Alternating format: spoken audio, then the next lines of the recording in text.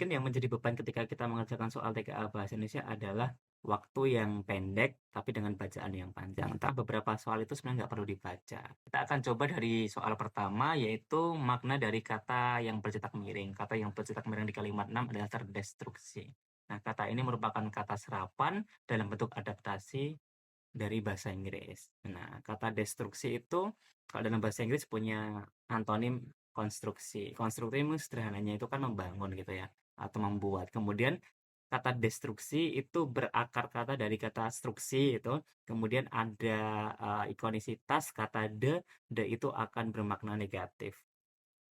Jadi negasi dari kata membangun ya bisa saja merusak atau menghancurkan. Nah, maka di sini kita pilih yang paling serupa yaitu kata rusak atau kata hancur. Oke. Yang lainnya enggak ya? Oke. Nah, kita udah ketemu nih di soal nomor 1.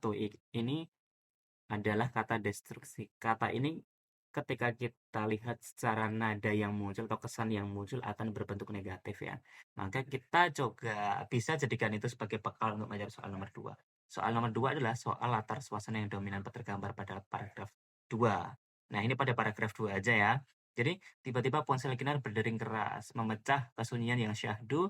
Panggilan itu dari kantor meminta Kinar segera kembali karena ada kendala teknis yang tidak bisa ditunda. Oke. Nah, ini nantinya akan bernada negatif, teman-teman.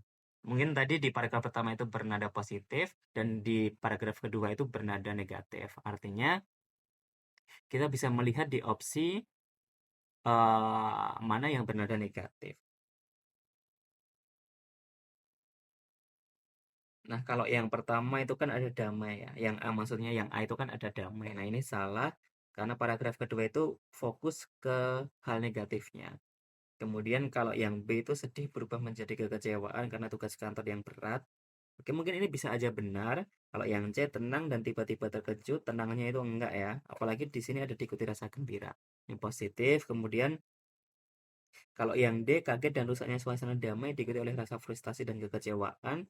Oke, ini juga bisa aja. Kalau yang E hening yang digantikan oleh suasana tegang lalu diakhiri dengan penerimaan diri. Nah, hening ini juga bukan bagian dari paragraf kedua. Artinya kita punya opsi antara B sama E. Yang mana tadi kan tiba-tiba ditelepon tuh karena ada tugas kantor yang tidak bisa ditunda. Artinya ini lebih dekat dengan kaget dan rusaknya suasana damai. Suasana damai ini kan yang tadi ada di paragraf pertama ya, kan dia liburan gitu. Kemudian diikuti rasa frustasi dan kekecewaan. Kecewa, frustasi karena dia itu kok harus balik kantor. Nah, sedangkan yang B kenapa salah? Karena sedih nih, yang berat itu sedihnya. Sedih yang berubah menjadi kekecewaan. Nah, karena tidak disebutkan rasa sedihnya ya. Lebih dikatakan kata rusaknya suasana damai. Kemudian yang ketiga di sini ada soal peristiwa atau konflik yang tergambar. Nah, karena tadi tentang kaget rusaknya suasana damai, terdestruksi tadi, kita coba pilih juga yang searah. Kalau yang A kesal karena kendala teknis di kantor mulanya harus pulang lebih cepat, ini seharusnya benar. Kinar bertengkar dengan atasannya. Oke, ini bukan bertengkar juga ya. Kemudian gagal menikmati ketenangan karena tuntutan mendadak dari pekerjaan. Ini juga bisa aja benar kalau yang D, Kinar merasa harga dirinya hancur. Enggak. Misalnya keputusan untuk mencari ketenangan ini juga enggak. Antara A sama C. Nah, jawabannya yang mana? Kesal karena kendala teknis atau gagal menikmati ketenangan karena tuntutan mendadak dari pekerjaan. Nah, jawabannya itu yang lebih tepat adalah yang C.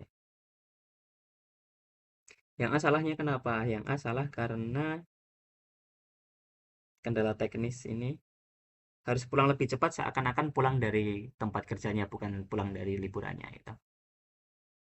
Nah, itu 3 soal pertama yang bisa dijawab secara mudah ya. Jadi kita buat kesimpulan bahwa ada satu teks yang mungkin berisi 2 sampai 3 pertanyaan. Dari ketiga pertanyaan tersebut sebenarnya saling berhubungan. Jadi ketika kita sudah menemukan nada negatif dari kata yang ditanyakan, nanti di kalimat di soal nomor 2-nya juga akan bernada negatif yang serupa dengan kata yang ditanyakan di soal nomor pertama. Kemudian nomor 3-nya itu juga bentuk lanjutan dari soal kedua.